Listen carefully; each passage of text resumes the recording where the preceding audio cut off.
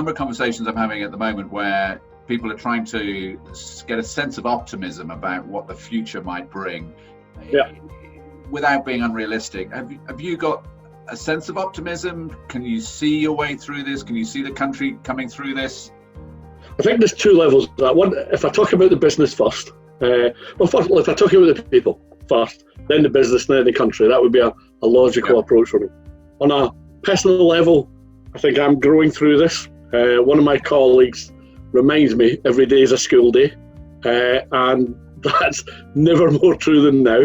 So I'm growing through this process. I'm learning that the more I share of myself with my team, the stronger we become, not lesser. So I think showing your weaknesses, showing your concerns, actually strengthens relationships. As a business, I think I think there will be winners and losers at the other end of this process. I think there will be people look at how their companies behave during the crisis and take a view on what they believe that company, so I think walking the talk is really important for me. And I'm never going to say that somebody who put somebody on furlough or reduced somebody's wages was wrong, because I'm not living in their world. But if they applied that equally, if they took a leadership stance through that, or did they have variations of pain depending on who they were? So, there have been some brilliant examples through this, and there's been some less than brilliant. I'd like to think that, so I think there's going to be winners and losers with the people in the businesses taking a view of their company and thinking, did they behave ethically, responsibly, with a sense of purpose and morale.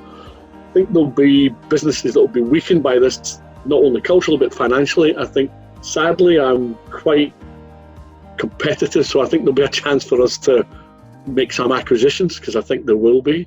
I think we'll be able to pick up some customers who recognise our values, are more in tune with theirs than perhaps some of our competitors who have behaved in a different way. So I think there's opportunities for us. And I think as a country, I think we are quite an amazing country. I think we've shown great resilience. I think we have that spirit of Dunkirk that comes through, that we will strengthen. Whether it's a U, whether it's a V, whether it's a W, we will get back. I think it's just a question of time. It might be in a different shape, in a different format, and we might see different things, but that's part of the world. I think that's natural. You look at the FTSE 100 and say, how many of them were around 30 years ago? Not many. How many will be around in another 30? Not many. I think natural evolution takes care of that stuff. I think that the country will get through it for sure. And I think we will find this will be something we'll all look back at as one of those crossing the Delta moments. Yeah, no, absolutely. Gordon, I've certainly picked up from our conversations that not only you, but the organisation as a whole and the team have really sort of stepped forward collectively in this. So just want to say congratulations on that achievement. Wishing you obviously health and success for the coming months, and thanks very much for sharing your experience with me. Thanks very much, Nick. I really appreciated the time. Talk again. Cheers.